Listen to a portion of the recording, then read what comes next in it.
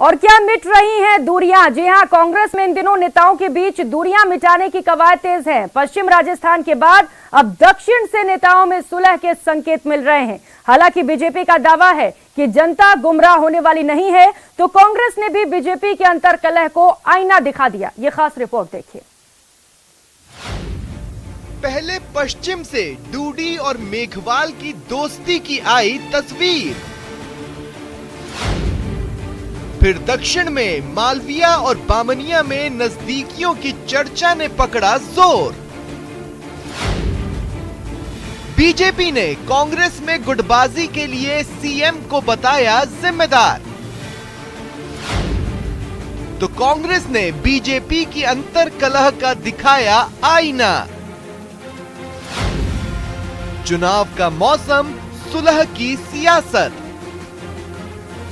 साल के अंत में होने वाले विधानसभा चुनाव को जीतने के लिए कोशिशें तेज होती जा रही है। बीजेपी पीएम मोदी समेत बड़े नेताओं की सभाएं कराकर माहौल बनाने में जुटी है, तो कांग्रेस अपने घर को दुरुस्त करने की कोशिशों में। खास बात ये कि कांग्रेस को अपनी कोशिशों में कामयाबी भी मिल रही है। आपके टीवी स्क्रीन पर ऐसी ही एक तस्वीर, इसमें एग्रो बोर्ड अध्यक्ष रामेश्वर डूडी आपदा प्रबंधन मंत्री गोविंद राम मेघवाल को मिठाई खिलाते नजर आ रहे हैं। डोटासरा ने मध्यस्थता कर दोनों में सुलह करवाने के बाद हेलीकॉप्टर में डूडी और मेघवाल की ये फोटो जारी की थी। पास में डोटासरा बैठे हैं। इस हेलीकॉप्टर में सामने वाली सीट पर मुख्यमंत्री अशोक गहलोत, प्रदेश प्रभारी सुखजिंदर रंधावा भी बैठे थे, लेकिन तस्वीर में वे नजर नहीं आ रहे। बीकानेर में हुए एक कार्यक्रम के बाद कांग्रेस नेता रामेश्वर डूडी और मंत्री गोविंद राम मेघवाल में सुलह की तस्वीर देखने को मिली, तो गुरुवार को बांसवाड़ा में सीएम गहलोत की मौजूदगी में महेंद्रजीत मालविया और अर्जुन बामनिया में नजदीकियों से सुलह के संकेत मिल रहे हैं, लेकिन बीजेपी को ये कवायद रास नहीं आई। कहीं न कहीं 4.5 वर्षों में कुर्सी के खेल के कारण राजस्थान की जनता ने सफर किया है। आज कोविड पैंडेमिक में जहां सरकार जनता के साथ खड़ी होनी चाहिए सेवा में, वो होटलों में आराम कर रही थी। भारतीय जनता पार्टी का कार्यकर्ता उस पैंडेमिक में जनता की सेवा में लगा हुआ था। आज 4.5 वर्षों में अपराध बढ़ा है, महंगाई बढ़ी है, विकास अवरुद्ध हुआ है, तुष्टीकरण बढ़ा है। जनता फिर से गुमराह होने वाली नहीं है। माना जा रहा है कि कांग्रेस इस तरह की कोशिश उन सभी जिलों में करेगी जहां स्थानीय नेताओं में आपसी विवाद हैं। पीसीसी चीफ गोविंद सिंह डोटासरा ने माना कि राजनीति में मतभेद होते हैं। सुलह की कोशिश में जुटे डोटासरा बीजेपी में जारी गुटबाजी पर कहते हैं कि ये लोग आपसी झगड़ों में व्यस्त हैं, जिसका असर जन आक्रोश महाघेराव में भी नजर आ रहा है। ये केवल आपसी झगड़े में वसुंधरा जी को कमजोर कैसे करें, सतीश पूनिया जी को किस तरीके से हटाएं, उसमें भी 12 महीने उन्होंने लगा दिए। साजिश करते करते अंततः उनको कामयाबी मिली, लेकिन उसके बाद में जो जन आक्रोश या घेराव यात्रा ये लोग बात कर रहे हैं, वो तो फ्लॉप शो है पूरी तरीके से। इसलिए कोई न्यूज नहीं बन रही है। कांग्रेस भले ही स्थानीय नेताओं को एकजुट करने की कोशिश कर रही हो, लेकिन सचिन पायलट का मुद्दा अब तक सुलझ नहीं पाया है। इसी तरह बीजेपी चाहे सभी नेता एकजुट होने की बात करे, लेकिन उसमें भी कई धड़े बने हुए हैं।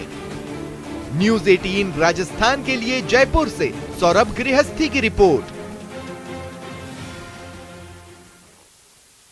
उधर कर्नाटक विधानसभा चुनाव में विवादित बयानों के बाद अब नेताओं ने व्यक्तिगत आरोप प्रत्यारोप भी शुरू कर दिए। पीसीसी चीफ ने गोविंद सिंह डोटासरा ने दावा किया है कि बीजेपी नेता मणिकांत राठौर ने कांग्रेस अध्यक्ष मल्लिकार्जुन खड़गे और उनके परिवार की हत्या की धमकी दी है।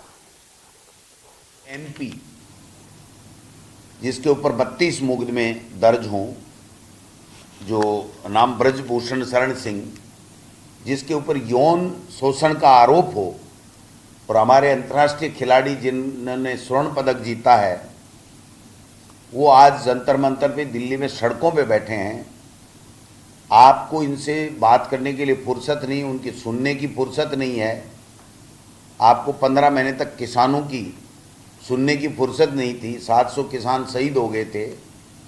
तो ऐसे में जो आज देश में अराजकता का माहौल है, उसमें केवल और केवल धर्म की आड़ में छद्म राष्ट्रवाद को प्रचारित करके और आप राजनीतिक अपनी उल्लू सीधा करना चाह रहे हो। तो वहीं कांग्रेस विधायक सचिन पायलट ने एक बार फिर केंद्र सरकार पर निशाना साधा है। दिल्ली के पहलवानों के प्रदर्शन के मामले में पायलट ने कहा कि दिल्ली में जो धरने पर बैठे हैं उन्होंने देश का मान बढ़ाया है, लेकिन आज वो धरने पर बैठे हैं, उन्हें अपनी आवाज पहचानने के लिए संघर्ष करना पड़ा है। पायलट ने एक बार फिर से पूर्ववर्ती बीजेपी सरकार के कथित भ्रष्टाचार की जांच करवाने की बात कही। पायलट बाड़मेर जिला मुख्यालय पर मंत्री हेमाराम चौधरी के पुत्र स्वर्गीय वीरेंद्र चौधरी की याद में वीरेंद्र धाम का लोकार्पण करने और मूर्ति अनावरण के कार्यक्रम में पहुंचे थे। कि आने वाले समय में और इस जिले के जो नौजवानों को प्राथमिकता मिले रोजगार में, ये हम सब चाहते हैं। यहाँ के लोग शिक्षित हों और जो अपार संभावनाएं हैं उस पर आगे बढ़कर उसका लाभ आने वाली पीढ़ी को अब मिले। जो लड़के लड़कियाँ आज 18, 19, 20, 21 साल के हैं उनको अच्छी शिक्षा मिले, उनको रोजगार के अवसर प्राप्त हों। और मैंने बार बार कहा कि जो इशू है समाज में करप्शन का, उसके खिलाफ हम सबको मिलकर एकजुटता से मुकाबला करना पड़ेगा। तो आरोप प्रत्यारोप का दौर जारी है, जहां एक और सचिन पायलट ने केंद्र सरकार पर निशाना साधा, तो वहीं कर्नाटक चुनाव में पीएम मोदी ने जयपुर सीरियल बम ब्लास्ट का जिक्र करते हुए कांग्रेस पर निशाना साधा है। और अब प्रदेश बीजेपी द्वारा 13 मई को जयपुर में धरना प्रदर्शन किया जाएगा। ब्लास्ट मामले को लेकर बीजेपी प्रदेश अध्यक्ष सीपी जोशी ने प्रदेश सरकार पर निशाना साधते हुए कहा कि कुर्सी बचाने के लिए बड़े वकील खड़े कर दिए जाते हैं, लेकिन आतंकवादी अपने बचाव के लिए 21 वकील खड़े कर सकते हैं, तो क्या जयपुर की जनता के लिए बड़ा वकील नहीं खड़ा किया जा सकता? एजेंसी जो काम करती है उस आधार पर उनको फांसी की सजा होती है, निचली अदालत जो निर्णय करती है। आखिर क्या कारण है कांग्रेस की सरकार आने के बाद नीचे की जांच एजेंसियों की कमजोरी के कारण वो अपराधी, वो आतंकवादी बरी हो जाते हैं? ये कोई सामान्य घटना नहीं है। और सरकार बचाने के लिए आप बड़े वकील खड़े कर सकते हो, आतंकवादी अपने बचाव के लिए 21 वकील खड़े कर सकते हैं, तो क्या राजस्थान की सरकार ऐसी निकम्मी और नकारा और कमज़ोर सरकार है जो जयपुर की जनता के लिए कोई एक भी सुप्रीम कोर्ट का वकील खड़ा नहीं कर सकती? तो वहीं बीजेपी विधायक रामलाल शर्मा ने कांग्रेस पर निशाना साधा। बीजेपी विधायक रामलाल शर्मा ने बिजली के बिलों का उदाहरण देकर कहा कि कांग्रेस सपना दिखाने और समेटने का काम कर रही है। सुनिए। राजस्थान के मुख्यमंत्री को जादूगर कहा जाता है और जादूगर की जादूगरी अब दिखने में लगी है। होर्डिंगों के अंदर बड़े बड़े इस बात के दावे किए गए कि इतनी यूनिट फ्री, किसानों को इतना लाभ, 2000 यूनिट एग्रीकल्चर के अंदर फ्री, 50 यूनिट को बढ़ाकर 100 यूनिट की गई, 100 यूनिट को बढ़ाकर 200 यूनिट की गई, इस तरीके के दावे किए गए। लेकिन जब आम आदमी, आम उपभोक्ता के हाथों के अंदर जब बिल पहुंचा तो वो अपने आप को ठिकासा महसूस कर रहे थे। सारे के सारे दावे झूठे निकले। 2 कंज्यूमरों के बिल मेरे पास है, जिस कंज्यूमर को मैं दिखाना चाहूंगा।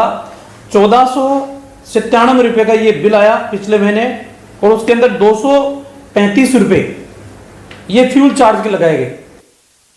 और कल इस बीच मिल रही बड़ी खबर का श्रीगंगानगर से बड़ी खबर है। हीरोइन सप्लायर की निशानदेही पर हीरोइन बरामद की गई है। बूटा सिंह की निशानदेही पर 11 पैकेट हीरोइन बरामद किए गए हैं। जैसलमेर से इन हीरोइन को बरामद किया गया है, जिनकी कीमत करोड़ों रुपए बताई जा रही है। 1 मई को सूरतगढ़ से आरोपी की गिरफ्तारी हुई थी। बूटा सिंह को गिरफ्तार किया गया था और अब इसकी निशानदेही पर करोड़ों रुपए की हीरोइन बरामद किए गए हैं। क्राइम ब्रांच ने अब तक 20.5 किलो हीरोइन बरामद की है। पाकिस्तान से ड्रोन के जरिए करोड़ों रुपए की हीरोइन की सप्लाई की गई थी।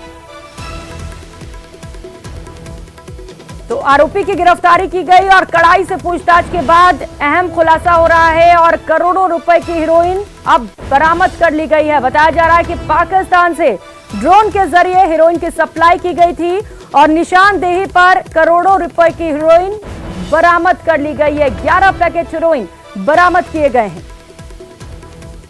तो जैसलमेर से ये करोड़ों रुपए की हीरोइन बरामद की गई है। 1 मई को सूरतगढ़ से बूटा सिंह को गिरफ्तार किया गया था और उसके बाद पूछताछ में निशानदेही के आधार पर करोड़ों रुपए की तकरीबन 20 किलो हीरोइन बरामद की गई है।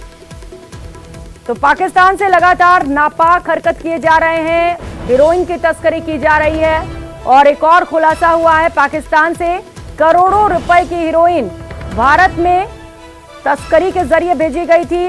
बताया जा रहा है कि ड्रोन के जरिए ये हीरोइन भारत में भेजी गई थी। निशानदेही के आधार पर अब पुलिस ने हीरोइन बरामद किया है। करोड़ों रुपए बाजार में इसकी कीमत बताई जा रही है।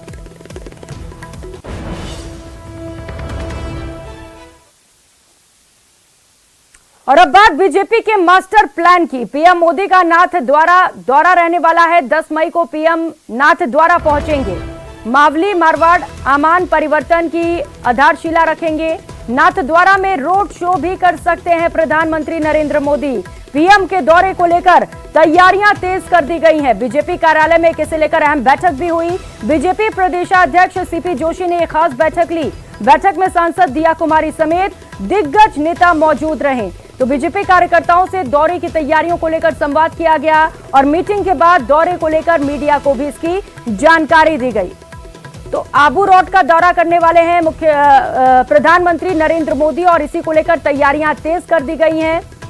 दौरे को बेहद खास माना जा रहा है और चुनावी शंखनाद बीजेपी की ओर से। तो प्रधानमंत्री की 10 मई को राजसमंद जिले के नाथद्वारा की संभावित यात्रा को लेकर दामोदर स्टेडियम में आज जिला कलेक्टर, मंदिर मंडल, जिला प्रशासन, रेलवे के अधिकारियों के साथ ही भाजपा कार्यकर्ताओं ने तैयारियां शुरू कर दी हैं। सांसद दिया कुमारी ने बताया कि प्रधानमंत्री मोदी श्रीनाथ जी के दर्शन करेंगे और मावली मारवाड़ आमान परिवर्तन और उदयपुर स्टेशन के रीडेवलपमेंट कार्य का शिलान्यास करेंगे। इसके अलावा भी अन्य कई कार्यों का शिलान्यास और उद्घाटन भी होने वाला है। जनसभा को भी संबोधित करेंगे।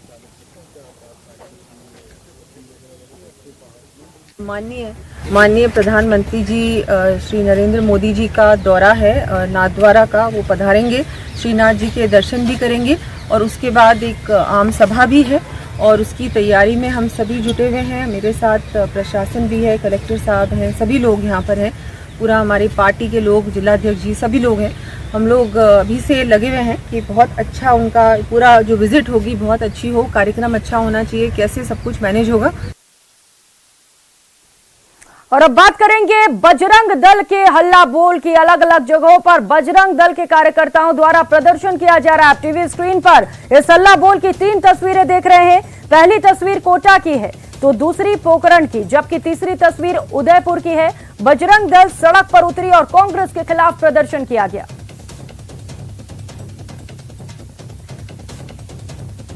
तो कर्नाटक के विधानसभा चुनाव के लिए जारी घोषणा पत्र में कांग्रेस ने बजरंग दल पर बैन लगाने की बात शामिल की है, जिसके विरोध में आज कोटा में बजरंग दल के साथ ही कई हिंदू संगठन सड़कों पर उतरे। इन लोगों ने विश्व हिंदू परिषद के कार्यालय से कांग्रेस कार्यालय तक आक्रोश रैली निकाली। इस दौरान प्रदर्शनकारियों ने जोरदार नारेबाजी की और हनुमान चालीसा का भी पाठ किया गया। इस प्रदर्शन को देखते हुए कांग्रेस दफ्तर के बाहर सुरक्षा के कड़े इंतजाम किए गए थे और एडिशनल एसपी सहित भारी जाब्ता तैनात रहा।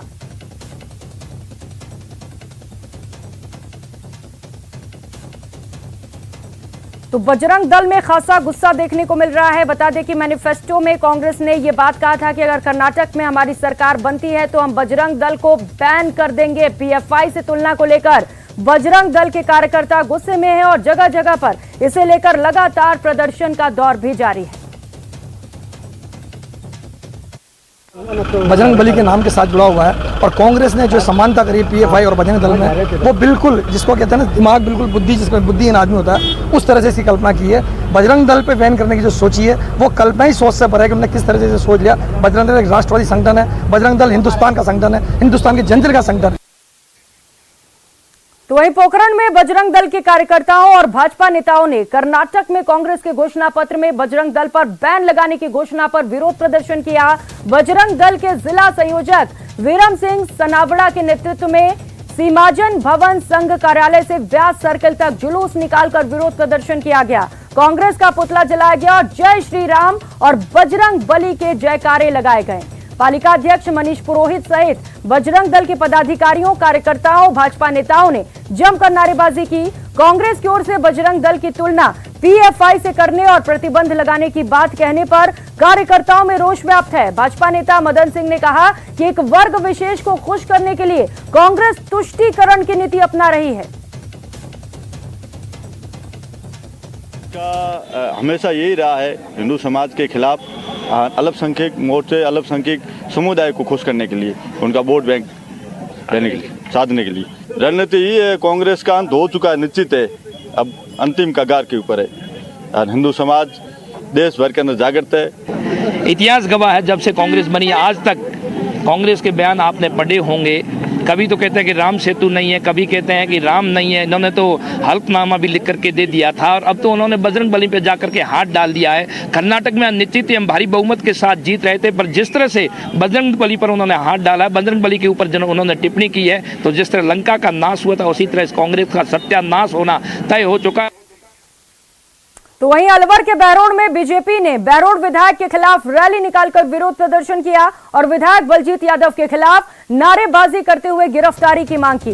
बीजेपी नेत्री डॉक्टर शानू यादव ने कहा कि पिछले 4 साल में बहरोड की जनता विधायक के कर्मों से त्रस्त हो चुकी है। हर तरफ भ्रष्टाचार और अपराध फैल चुका है। वहीं रैली के बाद राज्यपाल के नाम तहसीलदार को ज्ञापन सौंपा गया। इस दौरान बीजेपी नेता महेंद्र यादव, संजय मीर सहित सैकड़ों लोग मौजूद रहे। पूरा राष्ट्र, पूरे बहरोड की जनता है भ्रष्टाचार के वातावरण में जी रही थी। कितने आरोप लगाए गए, कितनी बातें बोली गई, लेकिन अब जाकर ये सारे आरोप धीरे धीरे साबित हो रहे हैं। भ्रष्टाचार का तांडव नृत्य हो रहा है, वो किसी से छुपा हुआ नहीं है। पिछले दिनों चोर चोरी करते हुए पकड़ा गया विधायक, और जब कोरोना टाइम के अंदर दवाइयों के अंदर भी कमीशनखोरी खाई और अब बच्चों को भी नहीं बख्शा। और फिलहाल यहाँ वक्त हो चला एक छोटे से ब्रेक।